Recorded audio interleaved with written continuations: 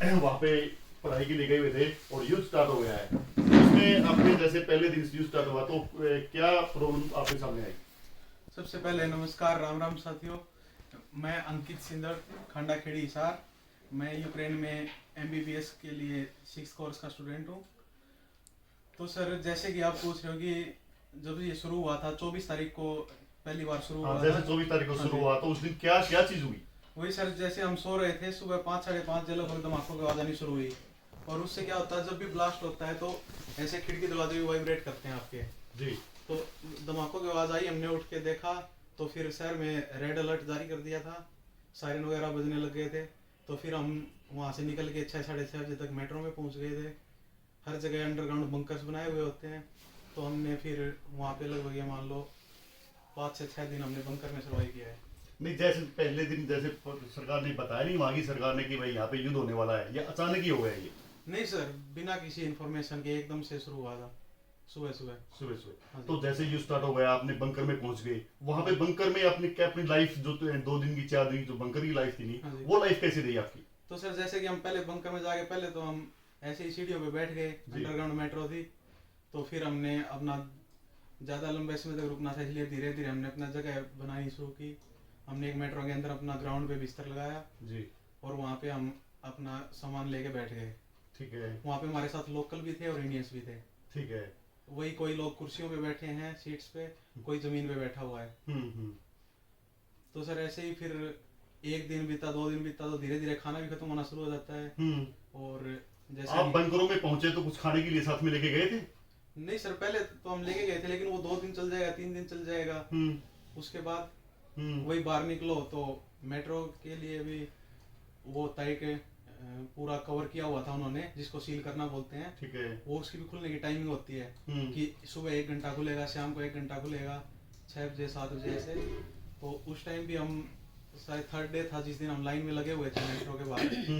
तुरंत निकलते सुपरमार्केट है, तो उसमें हम 1 घंटा 1.25 घंटा खड़े रहे लाइन में। एकदम से फिर आर्मी वालों ने चिल्ला के आवाज़ मार मार के सबको बोला कि गो बैक टू बंकर, कि बाहर रशियन आर्मी की वजह से दोबारा सिचुएशन खराब हो रही है। तो इसलिए फिर वापस बंकरों में चले गए। ठीक है। तो ये मान लो सुबह हमने जैसे आज सुबह हमने सिर्फ चाय पी है। उसके बाद 2 दिन तक कोई खाना नहीं। 2 दिन तक आप भूखे रहे हाँ बिल्कुल? जी। पानी भी कोई नहीं। अंदर अंदर कोई खाना डाल नहीं रहा था, कोई पचा नहीं रहा था? फिर सर चार दिन हो गए थे जब, उस दिन उन लोगों ने सिर्फ लोकल्स के लिए, जो छोटे बच्चे थे जिनके साथ, उनके लिए जैसे दूध, बिस्किट, ये छोटी मोटी चीजें उनके लिए प्रोवाइड करवाई थी। ठीक है। आपका आपका व्रत चल रहा था, हाँ जी। ऊपर धमाके, पेट के अंदर दूसरे धमाके। तो कैसा महसूस कर रहे थे आप उस दौरान? अब क्या होगा हमारा? वही ना सर, जैसे मेरे साथ मेरे जूनियर्स भी थे, जो मेरी टीम थी, हम लगभग 10-11 लोग थे। तो उन्होंने पूछा कि भैया क्या करना है, कि बाहर चलना है या नहीं। मत देखो, मरना तो दोनों तरफ है। अब ये देख लो, तुम्हें भूख से मरना है या वहाँ गोलियों से मरना है। मैं यहाँ बैठेंगे, 2 दिन नहीं खाएंगे, फिर भी हमारा कुछ नहीं बिगड़ेगा। इसलिए हमारा पहले यहाँ बैठ के वहाँ देखते हैं, सिचुएशन के हिसाब से देख लेंगे बाहर निकल के। फिर बाहर निकलने के बाद भी ना एटीएम में कहीं कैश की सुविधा है, सब आउट। वही, और ना खाने का सामान है मार्केटों में कहीं। तो बंकर से निकल आप कितने दिन बाद निकले और आगे आगे क्या कहानी आपकी? मैं सर लगभग 5 दिन बाद बंकर से निकला था। ठीक है। हाँ जी। तो आगे क्या रहा बंकर से निकलने के बाद? तो फिर सर आप कहाँ गए? बंकर से निकल के पहले हम अपने घर पे आए, अपना सामान उठाया, और उसके बाद हम लगभग ये मान लो 8 किलोमीटर पैदल चल के अपने रिस्क पे स्टेशन गए हम। ठीक है। और घर से स्टेशन जाते वक्त रास्ते में भी हमने देखा कि ऊपर से उनके फाइटर प्लेन जा रहे हैं, उनकी भी आवाजें आ रही है, लेकिन मौसम खराब था, दिखाई नहीं दे रहे थे। तो उन्होंने, जब हम वहाँ से क्रॉस कर रहे थे, तो एक हमारी साइड वाली बिल्डिंग पे भी बॉम्ब गिरा। जी। तो जैसे साइड वाली बिल्डिंग में बॉम्ब गिरा तो उस हमने टाइम अपनी पे? आंखों से देखा उस बिल्डिंग को गिरते हुए। अच्छा अच्छा अच्छा। तो ये नहीं हुआ कि भाई आज शायद ही इंडिया बच के जाए? वही सर, देखो, जान हथेली पे लेके चलने वाला काम था, या ये कह लो कि सिर पे कफन बांध के चलने वाला। अपने रिस्क पे स्टेशन तक जाना था, उसके लिए कोई वो नहीं था। तो वहाँ की जो सरकार है इंडियंस के लिए क्या कुछ प्रोवाइड करवाई थी, क्या सहायता करी थी वो? वही है सर, कि जिसके घरों के नीचे अगर बेसमेंट है तो वो वहाँ रहो, जिनके पास नहीं है तो उनके लिए मेट्रो में सुविधा कर रखी है। पूरा उसको सील कर दिया। बाहर हर जगह सिग्नल पे, चौराहों पे मिलिट्री वाले खड़े थे। तो सर यूक्रेन की गवर्नमेंट भी ऐसे नहीं है कि वो हमको परेशान कर रहे थे। तो कब आपको ऐसे लगा कि भाई अब तो मैं बच गया, जब वो हरियाणवी भाषा में कहते हैं ना, भाई अब तो बच गया मैं, ऐसा कब महसूस हुआ आपने? जब से हम पोलैंड का बॉर्डर के अंदर घुसे। अच्छा, पोलैंड के बॉर्डर में अंदर जाते ही ये हुआ हाँ, भाई। उसके बाद ही अच्छा। जैसे हम पहले वहाँ स्टेशन पहुंचे, उसके बाद हमने वहाँ भी जैसे बहुत भीड़ थी क्योंकि सब पैनिक में थे। हाँ। तो इसीलिए हमने अंदर जाके भी देखा कि लोग वहाँ पे भी पैसे कमाने की सोच रहे हैं इस टाइम पे भी। हमने खुद $300 दे के अंदर गए। अच्छा। ताकि जल्दी निकल जाए, इसलिए हमने वहाँ वो पुलिस वगैरह वाले खड़े होते हैं तो हमने उनको $300 पकड़ाए जी। और उसके बावजूद भी फिर क्या हुआ कि वो इमरजेंसी की वजह से गेट नहीं खुला, प्लेटफॉर्म पे दूसरे पे गाड़ी बुलानी पड़ी, तो वो पैसे ऐसे ही वेस्ट हो गए। जी। अंकित का वहां पे बुरा हाल था, ऐसा ही हाल यहाँ पे भारत में उसके माँ और बाप का भी था। हम उनकी माँ से बातचीत करेंगे। आपका नाम क्या है जी? सुदेश। सुदेश जी, आपका बेटा है, बेटा बड़ा लाडला होता है और सबसे ज्यादा माँ का बेटा लाडला होता है। तो माँ के दिल पे उस टाइम पे क्या बीत रही थी कि बेटा विदेश में फंसा हुआ है, वहां पे युद्ध हो रहा है, भाई बेटा को कभी भी गोली लग सकती है, बेटा पता नहीं जिंदा आएगा या नहीं आएगा, आपके मन में क्या क्या चल रहा था? मेरे मन में ये चल रहा था जी, एक बेटा घर से बाहर निकाल दिया, पता नहीं बेटा यहाँ पर वापिस आएगा नहीं। मैं दिन रात रोती रहती थी, खाना भी नहीं खाती थी, सो भी नहीं पाती थी जी। ऐसे रोती रहती थी। अगर हम लोग बर्बाद हो गए हैं। अच्छा, तो अब जैसे बेटा आपका आया है घर पे, तो अब कैसा महसूस कर रहे हैं आप? अब ऐसा महसूस हो गया कि मेरा बेटा घर पर आ गया, हमारी जिंदगी उल्टी वापस मिल गई हमें। जी। हाँ जी। जी, आपका बेटा से आपकी फोन पे बात होती थी, तो उस समय कैसा होता था? भाई बेटे के साथ फोन होती थी, बात तो होती थी जी, वीडियो कॉल भी बात हुई है मेरी, मैसेज में भी बात हुई है जी। बेटे को बात करते तो मैं कभी घबराई हुई नहीं है। मैंने कहा चल बेटा आएगा, जरूर आएगा घर पे जी। बाकी मैं फोन धर कर बहुत सारी रोती जी। बहुत दिल घबराता मेरा, ठीक है। इतनी बेचैनी हो जाती मैं सो भी नहीं पाऊंगी। जी जी। जैसे भारत सरकार के काफी प्रयास किए हुए हैं कि भाई हमारा एक एक जो वहाँ पे पढ़ाई के लिए गया हुआ यूक्रेन में, एक एक छात्र हमारा वापस सही सलामत आ जाए। हाँ जी। आज हजारों छात्र वापस आए हैं, सरकार ने आपका बेटे को भी आपके घर तक पहुंचा दिया, इस पर आपका क्या कहना है? मैं मोदी सरकार से जी, भारत सरकार से बहुत अपील करती हूँ, इतनी रिक्वेस्ट है, इन्होंने बहुत सारी मेहनत की है, नहीं एक बच्चा भी वहां से निकल के नहीं आया था जहाँ हमारी सरकार नहीं उठती ना, सभी बच्चे वहीं पर रहते। इन्हें बहुत मदद करी है बच्चों की अपने देश की।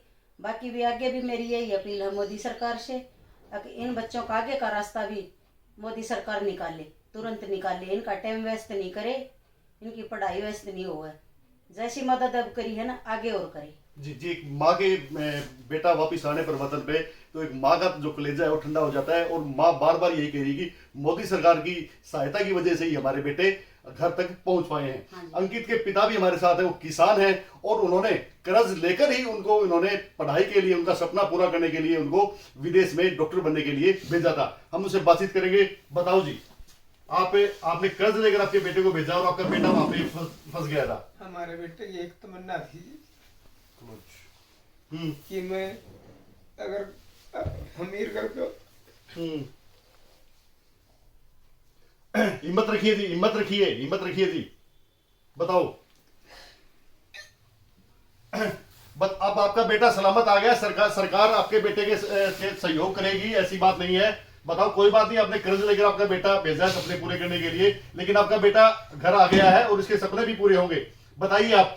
इसकी एक तमन्ना थी जी, इसकी माँ को एक दिन ये बोले इसने कि मैं अगर अमीर घर में होता तो मैं डॉक्टर बनता। तो मैंने सोचा कि मैं कर्ज कितना ही हो जाऊं, लेकिन बेटे को डॉक्टर बनाऊंगा। कम से कम 40 लाख रुपए खर्चा हो गया जी, और बिल्कुल हाथ धो के बैठ गए। तो लोग ये शुक्रिया अदा करते हैं सरकार से, हमारा बेटा जिंदा वापिस आएगा हमारे पास।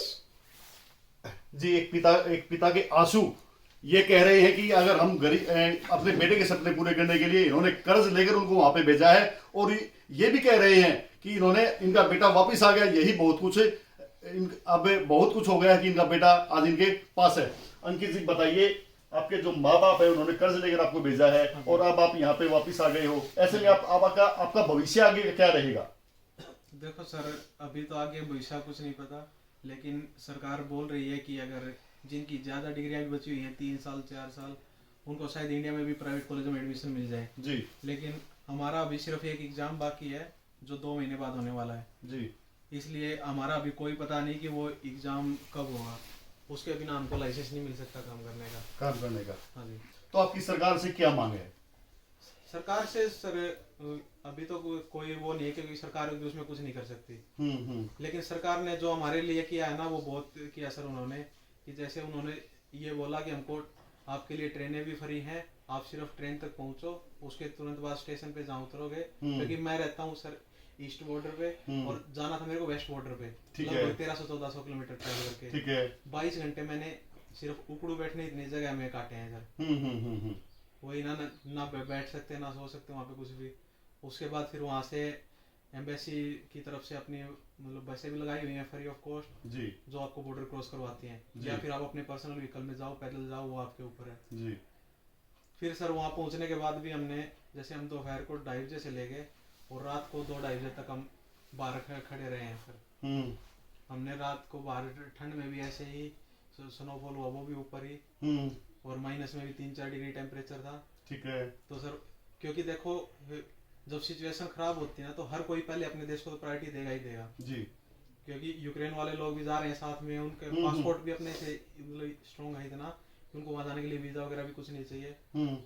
इसलिए सर हमको 12 घंटे सिर्फ वहाँ खड़े होके लगे हैं उसके अंदर जाने जैसे ही आप इंडिया एयरपोर्ट पे उतरे तो वहां पे उतर के कैसा फील हुआ ट्रेन पे? तो सर जैसे ही मैं आया था सर एयरफोर्स के प्लेन से, जी और जैसे ही हम बाहर निकले तो हमको स्वागत करने वाले भी खड़े मिले, उन्होंने हमको खाने पीने का सामान भी दिया एक बैग में डाल के। अगर आप दिखाना चाहो तो ये बैग रखे हुए हैं, इसके अंदर जैसे अपनी चिप्स वगैरह, पानी की बोतल, जूस, फ्रूटी, ऐसे छोटा मोटा सामान रखा हुआ था। ठीक है।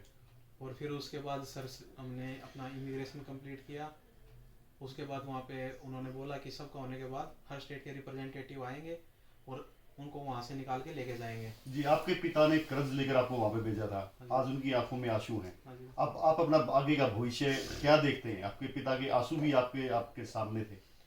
देखो सर भविष्य तो हमारा यही है, देखो हमारा काम है लोगों की सेवा करना। ठीक है। हमें ना तो इंडिया रूस देखना है, ना हमें दोस्ती दुश्मनी होती है हमारे काम में। हमारा भविष्य सिर्फ यही है कि हमको कैसे भी करके डिग्री मिल जाए, और हमें अगर जरूरत पड़ी सरकार को तो हम उनकी मदद करने के लिए आगे आएंगे उठ के। जी और मैं सर खुद अपनी फर्स्ट ईयर से साथ में प्रैक्टिस भी करता हूँ। जी तो ये नहीं है कि हमारे पास सिर्फ डिग्री है, प्रैक्टिकल का एक्सपीरियंस नहीं है। मैंने सर बिल्कुल ग्राउंड लेवल से काम सीखा हुआ है। ठीक है। ये थे खांडा खेड़ी से अंकित, जो कि यूक्रेन में MBBS का कोर्स करने के लिए गए हुए थे, और इनके माता पिता एक किसान हैं, गरीब परिवार से हैं, और इन्होंने 40 लाख रुपए कर्ज लेकर अपने बेटे को डॉक्टर बनने के लिए यूक्रेन में भेजा।